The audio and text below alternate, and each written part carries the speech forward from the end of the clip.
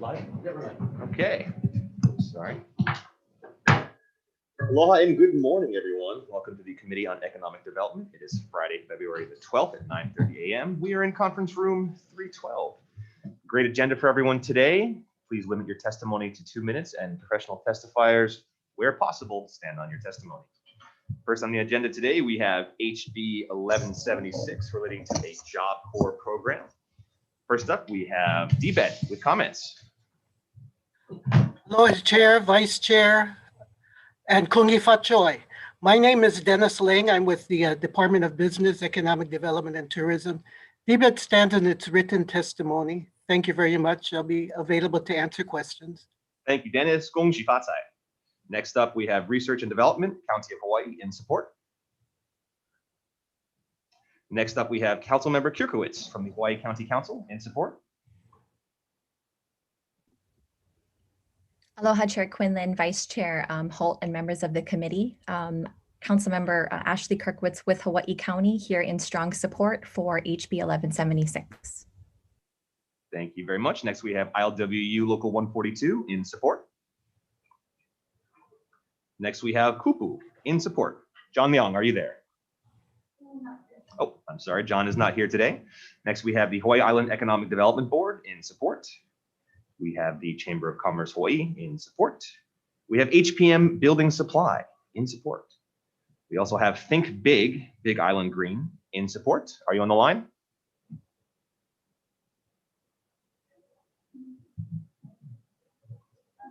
Oh, they are not here. Next, we have Kalapana Seaview Estates Community Association in support, and a number of individuals all in support. Tom Kaufman, are you on the line today? Tom is not here today. Members' questions.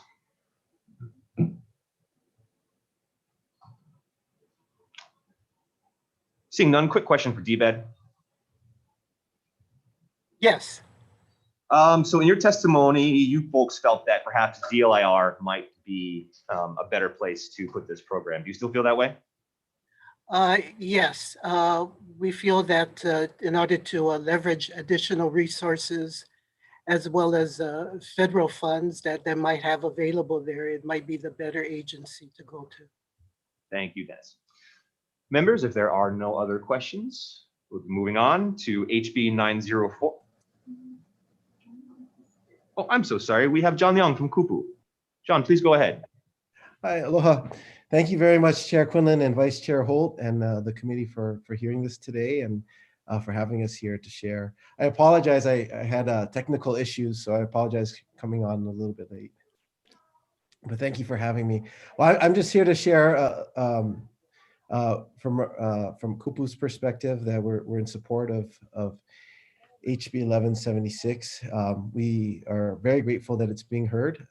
I'm the CEO and co-founder of Kupu, and we've had a really wonderful opportunity to serve our state in the last year and over the last few decades as well, to getting young people working in conservation. We've seen tremendous results.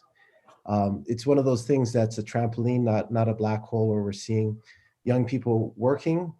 They're getting the opportunity to create huge impacts for small businesses and nonprofits and government organizations across the state.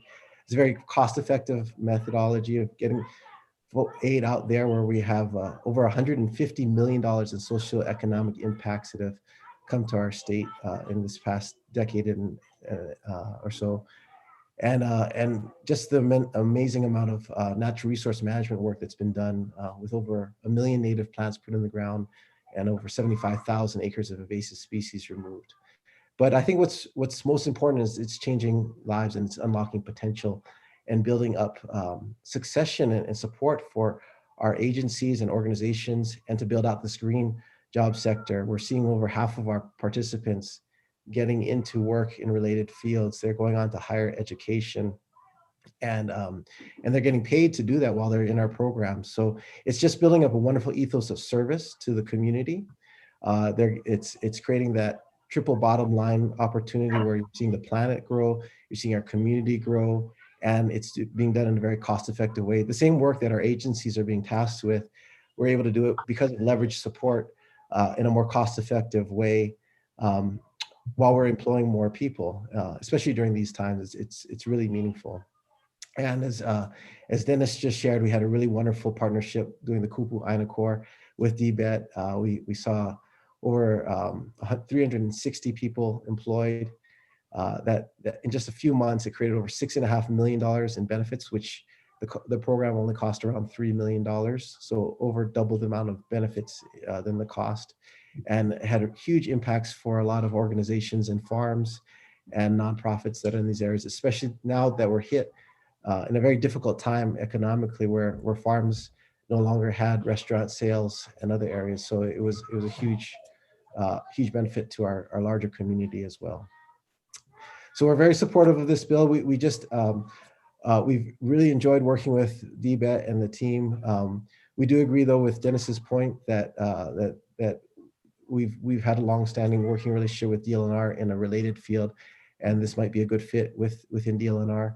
And there's also HRS 193 that's available as a suggestion that potentially we could modify HRS 193 to support this type of work as well too. Thank you very much, John. Yeah. Councilmember Kierkowitz, if you're still on the line, I was wondering if you could speak a little bit to the work that Kupu has done and how it's affected your community and sort of your broader perspective on these sorts of programs. Sure. Thanks for the opportunity. And, I did want to share that local problems require local solutions. So if this is a program that DBET is not interested in carrying forward, I do implore the members of the committee to empower counties to take action. Just last week, our Government Operations, Relations, and Economic Development Committee did pass out a resolution, Reso 35-21, that I introduced, calling for the administration to work with relevant departments and community stakeholders to design, plan for, fund, manage this type of program. We are looking at existing funding sources and stakeholder and public-private partnerships in our community to see how we can stand this up immediately, so that if there are funds available from the state as well as from federal partners, we have the infrastructure in place to quickly scale up and go from serving hundreds of folks to thousands of individuals. We've worked in partnership with Kupu to identify how we can make this program happen for Hawaii County, and we're just so excited about the opportunity to solve our most pressing problems with these types of solutions. There's a chance to really address climate change here and to grow our economy in a more diversified way, in a way that's regenerative and really works in concert with INA. So just ask the members of the committee to consider supporting the counties in this way. Thank you, Chair. Thank you very much, Council Member. Members, any further questions? Rep. Onishi, please. Thank you, Chair. For John Leong from Kupu, do you have any statistics on the number of people who were on the unemployment rolls since April that you have put into your program?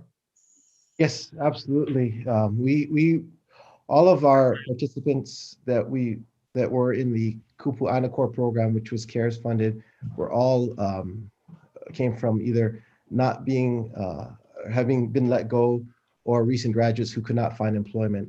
So all of them were coming from a background of being disadvantaged and from loss of jobs. So we saw a really great turnaround.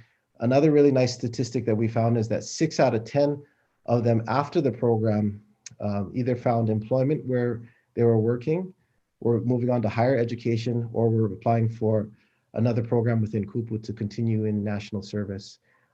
Specifically to the employment question, 1 out of 3 of our participants had gained employment after the program. So it's really created a really innovative way to create impact while getting work done. A lot of our participants really appreciated the work. One of the comments that we saw. Let me just, Sure. Because we have time limits. So you didn't really answer my question. I wanted to know how many of, I think you said 360 people that were in the program. Yeah. How many of them were actually from the unemployment roll? 80% were on unemployment prior to, of the 360, and the rest were recent graduates who were not able to find jobs. Okay, and so those 80%, they're no longer on unemployment? That statistic I don't have, and we can get that for you. We know that 1 out of 3 of them went on to maintain a job afterwards. So about 30% were employed afterwards, and the rest, and 6 out of 10 of them were either employed or going on to higher education. Okay, It's about 60%. So I'd guess about 30% are unemployed, and about 30% are either going on to higher education or looking at educational programming after this. and 30% went back on unemployed. That's my guess based on the numbers, but we can confirm that and get back to you for sure. Okay. Chair, if I might? Please. Yeah, for Councilwoman Kirkwood. Are you Hello. folks, are you folks working with the Hawaii Island Workforce Development Committee? Yes, we are working with the Workforce Community Development Committee chaired by Dave DeLuz Jr. They are an active participant and partner in these conversations to architect a program for our county. Okay, so that is an offshoot of the State Workforce Development Council, which is federally funded, correct? Yes, through Workforce Innovation Opportunity Act funding. So why would you need this program if that's the case? Because they are more than capable of establishing this kind of a program through the federal funds that they receive for workforce development. My understanding is that it supports a Job Corps center. And this would actually find ways in which we can partner with community partners such as Kupu and other emerging sectors in our community and put people back to work. Yeah, I mean, but that island committee could do the same thing. It's not, I mean, the committee determines how that money is spent on the island. Right. And so I think there are opportunities to identify how best to leverage that funding, but certainly the funding they have right now is not going to help us put thousands of people back to work and provide our community opportunities and skills to upskill and retool and really fill jobs that are in various emerging sectors. So how would you It'll suggest leverage we workforce. fund a program that will put thousands of people back to work? You know what? We're working on that plan right now in Hawaii County. And we are working with partners such as Kupu and individuals that were involved in the Aloha Connects Innovation Program to leverage lessons learned and scale up best practices and really design a program that works and can adapt over time. So this particular program may not be necessary at the state level? I really Because- do think it would be best for counties to run their own programs because each Right, county is very right. unique. Because each county is tasked with developing their own workforce development. Correct. And there are ways in which we can collaborate with DBED. I'm with an organization called Vibrant Hawaii, where right now we were able to get private capital to help 20 different communities around the island explore different economic development initiatives. And so we're doing that work. And this is an opportunity to leverage those experiences and put people back into work in industries that they really care about. Okay, thank you, Chair. Rep. Sayama. Thank you, Chair. My question is for DBED. Yes, sir. So in September of last year, I understand that DBED was contracted with Kupu to provide a workforce development project. Per your testimony, you mentioned that Department of Labor and Industrial Relations is better suited to administer these workforce development projects. And so I'm curious as to why DBED was the one contracted rather than DLIR in 2020 to administer the workforce development program under the CARES Act funding. Yes, the legislature, in passing the CARES Act funding bills, designated DBED as the agency to deliver the workforce development training component. And so we did. We did find that, there could have been a lot of additional support and resources that could have been leveraged and infrastructure already built at another agency that could have been more fully utilized. But given the nature of the CARES Act fund, the money had to be gotten out really quick. So that was, the purpose of moving ahead with it to get the monies to the beneficiaries as soon as possible. I understand. Thank you, Chair. Chair, I have a follow-up question for Rep. Onishi? for DBED. So DBED, why did you guys consider working with the county's committees, workforce development committees, and funneling the money to them? No, well, the County of Honolulu had their own funds, so we didn't fund any monies to them, and the counties were given additional funds through the CARES Act. So because of the interest of time, because it was very limited time, this whole project took about employed people for about only 3 months, and we took about a month to get it out. So working with all of the different various stakeholders might have been a little too time consuming for us to get the monies out as soon as possible. So how much money did you have available? Well, the legislature appropriated $10 million for this project.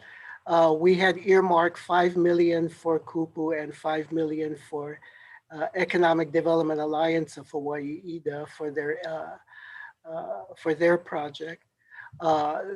It did not take that much though, because once again, because of the time constraint, some of the monies were not utilized and reverted back to budget and finance. Okay, but you did not consider working with the county's workforce development committees who already have programs that they work on for. To be honest, we did not. Okay, thank you. Thank you, Chair. All right, members, if we can move on now to HB 904. First up, we have DBED in support. Yes, hi, Georgia Skinner, Head of Creative Industries Division for the State of Hawaii Department of Business, Economic Development, and Tourism. We stand in support of this measure and are available for any kind of comments and questions. Thank you. Thank you very much. Members, questions? Seeing none, moving on to HB 1184. First up, we have DOTAX with comments. Good morning, Marky, on behalf of Isaac Choi and the Department of Taxation. The Department of Taxation will stand on its written testimony offering comments. I'll be happy to answer any questions you may have. Thank you. Thank you very much. Next up, we have the Industry Council for Tangible Assets in support. I've never seen that on a testimony list before. Next, we have Tax Foundation of Hawaii with comments. Thank you, Chair and members. Tom Yamachika from Tax Foundation. As indicated in our comments, we have no issue with the bill. We do suggest that the precious metals and also perhaps foreign currency be added to the list in 237-3B because that's the place where it lists all of the investing activities that are exempted under the GE tax. Happy to answer any questions. Thanks very much. Next up, we have FAME, Foundation for the Advancement of Monetary Education in support. We have the Sound Money Defense League in support. And we have several individuals all in support. Members, questions? Next. Rep. Onishi. For DOTAX, have you calculated the net effect of this legislation? No, we have not at this time. We would need a more definitive definition of what, precious metals is. The problem is that, there's a wide variety of what you can consider precious metals. I mean, is a coin minted by a foreign country a precious metal if it's made out of silver or gold, if it's like a very rare collectible or something? That's why we ask for a more definitive definition of what precious metals is inside the in our testimony. But So we have not calculated out any interim amount. But were you able to look at gold and silver sales in Hawaii? No, because again, how do you define what a precious metal is? If a gold coin is, if I have, I don't know, 1800 American $10 gold piece, which is worth a lot of money, I think, is that a precious metal that is going to be exempt from the tax, or is it more of a collectible that should be subject to tax? Well, okay. Okay, so you weren't able to calculate it. No, I can ask, if we can come up with some preliminary amount and get that back to the committee. Well, normally you guys provide that to us so that we know what the net impact is gonna be. Okay, thank you, Chair. Members, any further questions? Seeing none, moving on to HB 1273. First up, we have no tax with comments. I'm sorry, did we have somebody from the previous bill that wanted to talk? We had JP Cortez from the Sound Money Defense League. Are you there? Did you want to Hi, yeah, I'm here. Please go ahead. Thank you. So Chairman Quinlan, Vice Chairman Holt, members of the House Committee on Economic Development. My name is JP Cortez, and I'm the Policy Director with the Sound Money Defense League. Under current law, Hawaii citizens are discouraged from insuring their savings against the devaluation of the dollar, and because they're penalized with taxation for doing so. House Bill 1184 would remove the disincentives to holding gold and silver and other precious metals for this purpose. I just want to quickly run through a couple of reasons why this bill is important. First, there are studies that have been shown, and I'm happy to submit this to the committee, involving Michigan that show that the precious metals tax proceeds are likely surpassed by the state revenue that's lost from business and other activity leaving the state. Another quick point is there are 39 other states that have already exempted precious metals from their state sales tax, their tax on purchased goods. Taxing precious metals is unfair to savers and investors. Hawaii, for example, does not tax the purchase of real estate or ETFs or bonds, stocks, other financial instruments. And precious metals are being held for resale, just like these other investment vehicles. Lastly, gold and silver precious metals aren't really being held or invested in by these rich fat investors. This isn't a carve out for picking winners and losers and for the wealthy. This is for generally small people who are buying marginal amounts of gold or silver at a time just to protect their wealth. So over the last couple of years, a couple states have considered removing exemptions that have existed, and none of those efforts have made it even out of committee because states have shown that when they repeal it, they end up losing more in tax than they would gain. So that is all I have. Oh, also quickly to address the two notes here. Regarding the Department of Taxation, Mr. Choi mentioned some. Right, JP, we don't give testimony on testimony. Sorry about that. Pardon. Yeah, sure. Thank you very much. Yeah, you're welcome. Thank you. Members, any questions? Seeing none, moving on to HB 1273. No tax with comments. Good morning. Marky, on behalf of Isaac Choi and the Department of Taxation, the department will stand on its written testimony offering comments. I'd be happy to answer any questions you may have. Thank you. Thank you very much. Next, we have DBED with comments. Aloha, Chair Quinlan and Vice Chair Holt, members of the committee. Donnie Dawson here from the Hawaii Film Office, and I'm here on behalf of Mike McCartney, DBED Director. DBED stands on its written testimony offering comments, and I am available to answer any questions. Thank you very much. And lastly, we have Tax Foundation of Hawaii, Tom Yamachika with comments. Thank you, Chair, members of the committee. Tom Yamachika from Tax Foundation. As we mentioned in our testimony, in order for this provision to work, you would need to make an exception in the existing confidentiality statutes. Otherwise, employees of the Department of Taxation and Business and Economic Development and Tourism would be faced with possible Class C felonies if they comply with the provisions of this law without a specific exception for the confidentiality statutes. Members' questions? Rep Sayama. Thank you, Chair. My question's for DBED. In your testimony, in your final paragraph, you mentioned that this disclosure could possibly be a deterrent for applicants seeking to take advantage of this tax credit and therefore further grow Hawaii's local digital media industry. How big of a deterrent do you foresee this being? And again, to address DOE-Tax's concerns of confidentiality, would you recommend amending some of the language in the bill to prevent such a legal conflict? Mahalo for the question.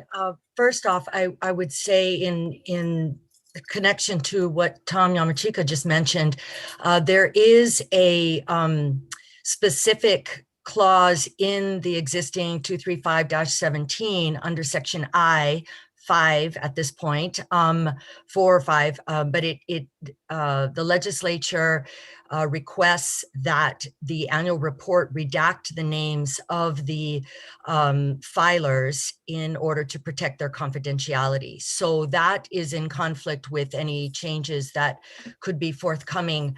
I know that in Chair Quinlan's measure, House Bill 1174, HD1, there is the public disclosure element, and that would have to be, the conflict in the language would have to be addressed. Regarding the disincentive, I guess, the concern is that this is proprietary information in terms of if the tax credit amounts were given, it would be possible to determine what a specific production's budget was. I think with regard to the disincentive, we have to be it's a very competitive climate there globally, and we have to be in sync with what other jurisdictions are requiring of these filers in order to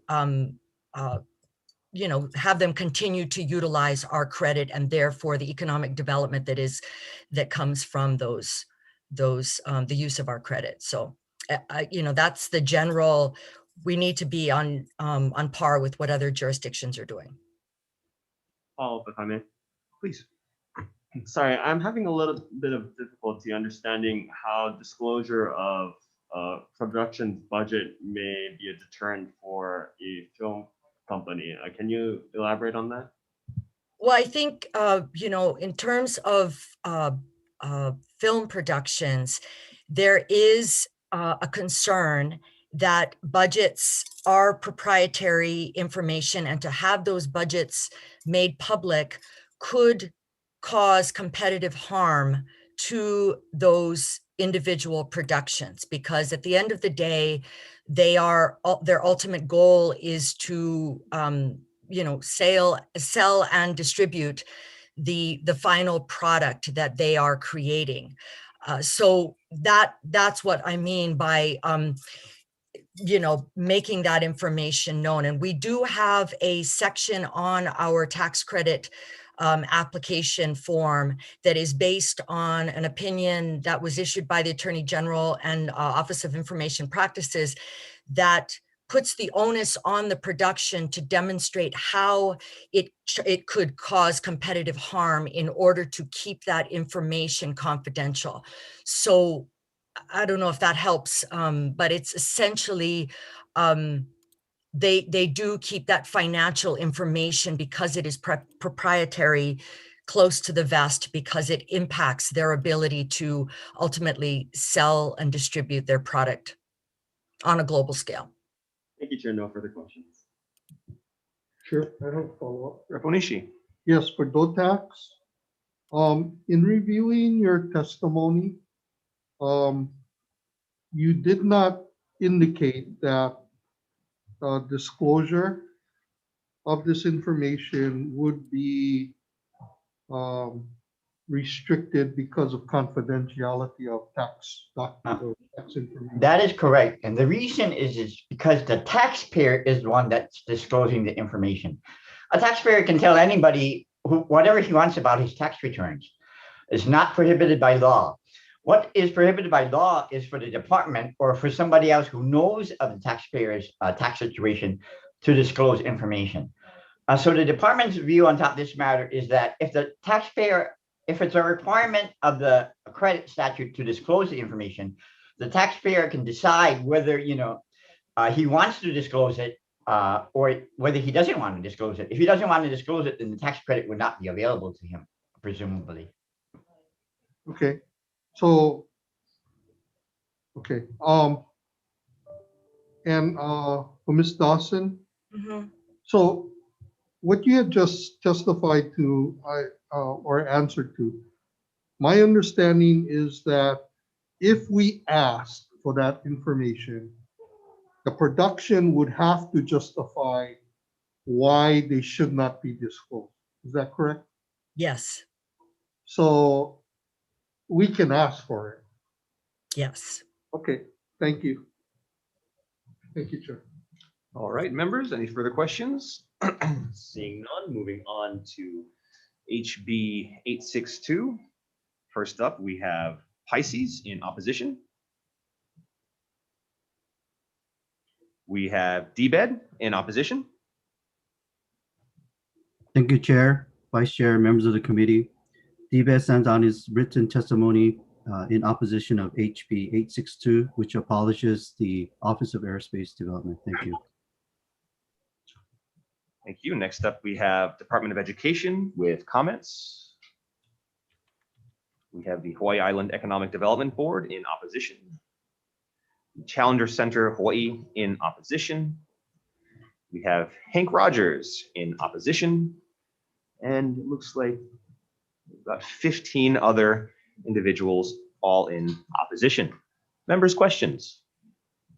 I have one for DBED. Rep. Onishi. So DBED, have you done a financial analysis of this division? In what regards, Representative? In regards to the projects undertaken, the benefit, the financial benefit to Hawaii, how much Hawaii has spent in support of this division and its efforts. In essence, a return on investment. Certainly, Representative, I can provide the detailed information. I don't have it really available on me right now. But yes, we have done economic impact analysis for the Office of Aerospace Development, as well as the various programs that it supports, Pisces, Challenger Center, and the UAS program. You have done analysis. Yes, some more detailed than others, but yes, we do have that information. Oh, and this bill to eliminate that division, you didn't think it was necessary to get that and provide it to us to justify keeping it?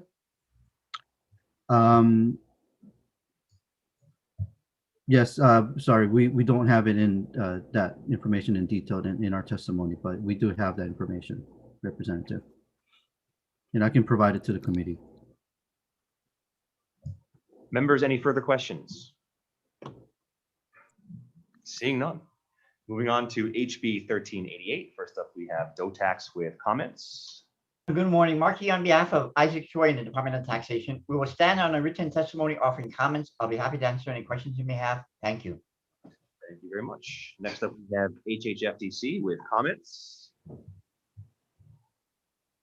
Next, we have Tax Foundation of Hawaii with comments. Thank you, Chair, members. Tom Yamachika from Tax Foundation. As detailed in our testimony, there are likely to be challenges with figuring out how much revenue, if any, is going to be applicable to removing the second home mortgage deduction. It would probably be very easier and much more feasible to do a straight appropriation of the, whatever you feel is correct into the identified special fund. I'd be happy to answer any questions. Thank you very much. Next, we have Ken Hiraki from the Hawaii Association of Realtors in opposition. Not here. And we have the Grassroots Institute of Hawaii with comments. Members' questions. Rep. Sayama. Thank you, Chair. My question is for DOTAX. Was DOTAX able to do a financial or an estimated revenue for if we were to implement this bill? No, as Mr. Yamachika indicated, this is very hard to calculate. And the reason is because on a tax return, there is a line for interest, deduction, but it doesn't say whether this is for one house, two houses, three houses, or whatever. So that is a very problematic, thing to calculate. Thank you. No further questions. I have a follow-up. Rep. Onishi. For DOTAX. So, second, in order for that mortgage interest deduction, that second home would have to be a residential home, right? Not necessarily. It's for any home. So they have a vacation home. If a Hawaii resident has a vacation home in California or something, it would also apply to that. If a resident has a vacation home in California, that interest on the mortgage would be deductible in Hawaii. If it's a Hawaii resident, yes. You can see why we're looking to eliminate this, Yes. right? But if you lived in Hawaii, if you lived in Hawaii or anywhere else and you had 5 different homes that you claim are residential homes, all of that would be deductible. Only on the first and second home. First or second. How First do and you second, yes. determine that it's only first and second? I beg your pardon?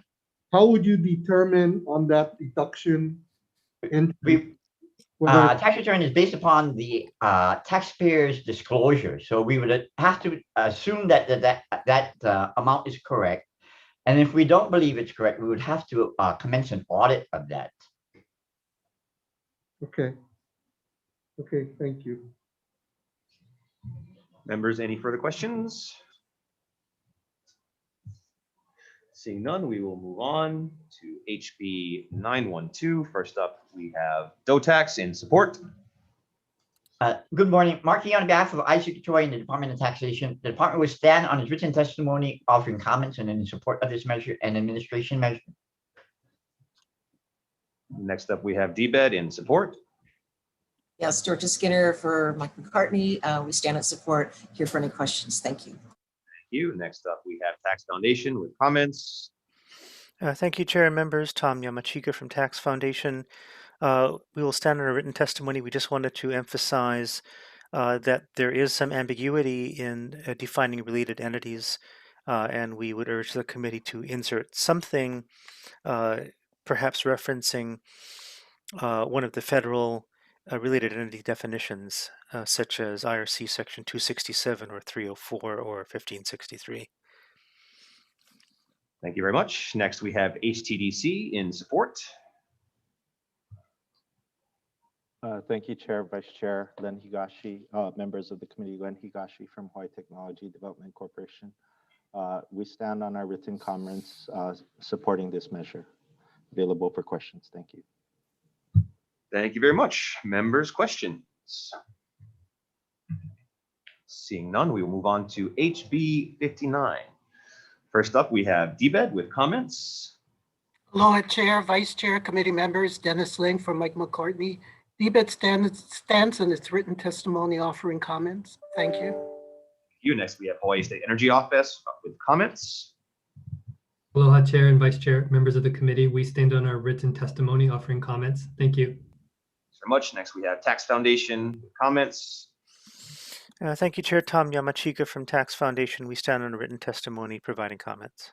Thank you very much. HTDC with comments. Thank you, Chair. We stand on our written testimony offering comments. Thank you very much. And HCDA with comments. Thank you, Chair, Vice Chair, and committee members. We stand on our comments. We'd just like to note that there's one area in the statute where the change wasn't made from revolving to special fund. So we just pointed that in our testimony. Thank you very much. Members, questions? Seeing none, moving on to HB 593. First up, we have DOTAX with comments. Good morning, Marcy, on behalf of Isaac Choi and the Department of Taxation. The department will stand on its written testimony offering comments. I'd be happy to answer any questions you may have. Thank you. Thank you. Next up, we have Maui Brewing Company in support.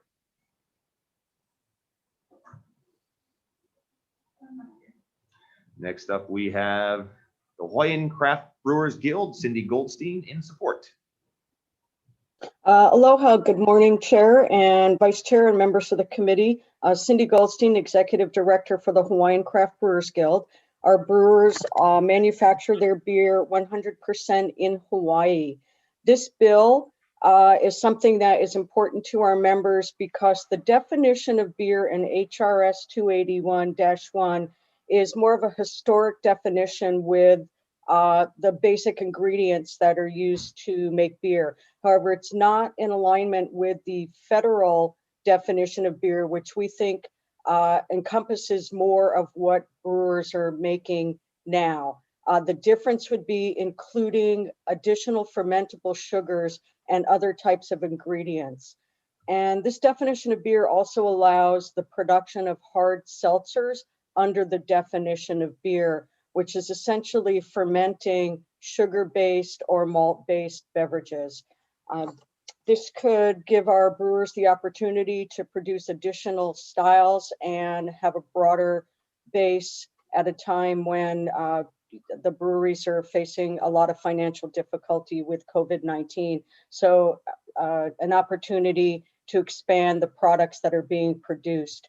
This also gives the potential for more of a tax-based revenue for the state of Hawaii as breweries expand production into these other areas. And it also encourages the use of local agricultural products. A lot of the hard seltzers do incorporate some of our local fruits and local ingredients, as does the expansion of the types of beer that would be made with these additional sorts of ingredients. So happy to answer any questions, and thank you for the opportunity to provide testimony and support. Thanks very much. Next up, we have Lani Kai Brewing Company in support. Steve Holmeschild, are you there? I am Chair, Vice Chair, committee members. Thank you for the opportunity to testify. Very much in support. I mean, ultimately, just to simplify it, breweries use sugars derived from different sources. So often it's malt. It could be straight from sugar and other sources as well to ferment and then create those products. So by modernizing the language that we have in this bill, it just allows us to make different products that are very popular out there. And right now, every brewery which has restaurant components can use every single dollar and opportunity that we can to drive more revenue. And then ultimately that revenue is taxable revenue, therefore helping the state. So in this case, it's definitely a win-win for everyone. I'm here to answer any questions that you might have technical about the production of beer or this bill specifically. Thank you for the opportunity to testify. Thank you very much. Next, we have Tom Yamachika. Thank you, Chair and members. Tom Yamachika from Tax Foundation will stand in a written testimony providing comments, and we'll be happy to answer any questions. Thank you, Tom. And Joe Lorenzen, are you there, Joe?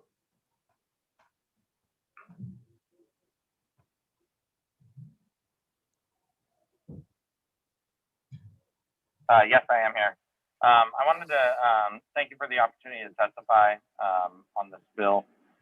We just would really like to see the definition of beer as it is in the HRS to match up a little bit more with what it is federally and with the modern definition and realities of beer making that are a little bit different from when the definition was created.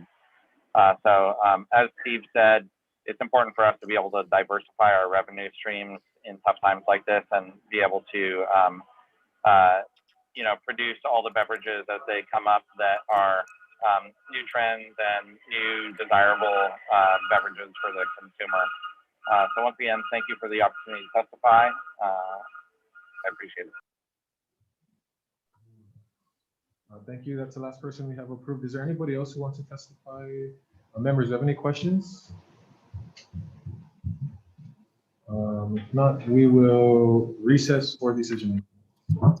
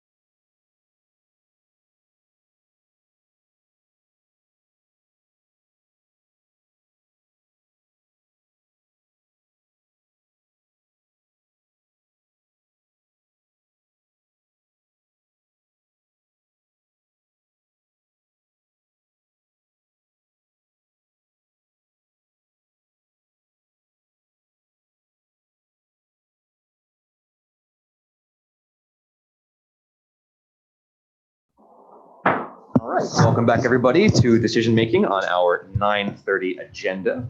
First up, we have HB 1176 relating to a Job Corps program. Folks, I think DLIR is the more appropriate agency to put this program under, so we will be making that change and we will be defecting the date. Members, questions, comments, concerns? Chair. Rep. Onishi. Yeah, I just wanted to say that I think it's a worthwhile effort, but I think it's better controlled at the county levels with the workforce development committees who are closer to the ground on the needs of each county. And, you know, moving it to DLIR, I mean, basically they're going to punt it back to the workforce development council. So, you know, the accountability, I think, is best at the county level. Thank you. Thank you So very I'll much, be Chair. voting WR. Thank you, Chair. Members, questions, comments, concerns? Vice Chair. House Bill 1176, Chair's recommendation to pass with amendments. Chair and Vice Chair vote aye. Representative Belatti is excused. Representative Kobayashi? Aye. Representative Onishi votes with reservations. Representative Sayamo? Aye. Representative Takayama? Aye. Representative Okimoto? Aye. Chair, your recommendation is adopted. Thank you very much, members. Next up, we have HB 904 relating to the Hawaii Film and Creative Industries Development Special Fund. We're going to make some small technical amendments on page 2, lines 19 to 20. We'll change it to say money out of the special fund shall be used for the purposes of this act instead of the purposes of the special fund. And defecting the date. Members, questions, comments, concerns? Seeing none, Vice Chair. House Bill 904, Chair's recommendation to pass with amendments. Not an excused absence of Representative Belatti. Do we have any reservations or no votes? Seeing none, Chair, your recommendation is adopted. Thank you, members. Next up today, we have HB 1184 relating to taxation, sale of precious metal bullion exemption. We're going to specify that this measure only refers specifically to bullion that is minted wholly of either gold or silver only. Strike the reference to other precious metals and defect the date. Members, questions, comments, concerns? Comment. Thank you, Chair. So one of the reasons that I was supportive of this bill is that we have disparate treatment for taxes on precious metals historically for a number of reasons, and we also see the same treatment with our cryptocurrencies, any barter systems, basically anything that presents an alternative to our federal monopoly money that we're ordered to use. So really, there are no good reasons to treat this investor any differently than anything else, except for historical fear of alternate currency forms, such as bullion. I'm in support. Thank you. Thank you very much. Members, any other questions, comments, or concerns? Seeing none, Vice Chair. House Bill 1184, Chair's recommendation to pass with amendments. Not an excused absence of Representative Belatti. Do we have any reservations or no votes? Seeing none, Chair, your recommendation is adopted. Thank you very much, members. Next up, we have HB 1273 relating to tax credits. Members, I would just like to defect the date and keep this one moving as we try to figure out if we can make this comport with HRS 235-17I. And a little more time to work on this, just going to keep the conversation going. Members, questions, comments, concerns? Rep. Kobayashi. I have a comment. Thank you, Chair. So listening to the arguments about competitive reasons why we don't need to disclose the identity of those that are taking large amounts of taxpayer money for these credits really doesn't hold water. In fact, what that does for me is to really just illustrate the breathtaking influence of certain industries, including film, over much of our state government. Thank you. Thank you, Rep. Kobayashi. Okay, Vice Chair for the vote. House Bill 1273, Chair's recommendation to pass with amendments. Not an excused absence of Representative Belatti. Do we have any reservations or no votes? Chair, your recommendation is adopted. Thank you very much, members. Next, we are moving on to HB 862 relating to state government. We are going to leave we're going to leave Pisces in place. So we're going to delete any provisions relating to Pisces statutes in the bill. So this bill will only be eliminating the Office of Aerospace Development, and Pisces remains to fight another day. And we'll be defecting the date. Members, questions, comments, concerns? Seeing none, Vice Chair. House Bill 862, Chair's recommendation to pass with amendments. Not an excused absence of Representative Belatti. Do you have any reservations? Reservations. Reservations for Representative Okimoto. Any further reservations? Yes, with reservations. Reservations for Representative Sayama. Anybody else? Do we have any no votes? Seeing none, Chair, your recommendation is adopted. Thank you very much, members. Next up, we have HB 912 relating to tax credit for research activities. We will be defecting the date. Members, questions? Oh, I'm sorry. Did I? 1388. Yep, HB 1388. So members, we will be deleting any reference to the rental housing revolving fund, which means that all monies gained by this measure would be strictly general funds and defecting the date. Members, questions, comments, concerns? Rep. Kobayashi. Thank you, Chair.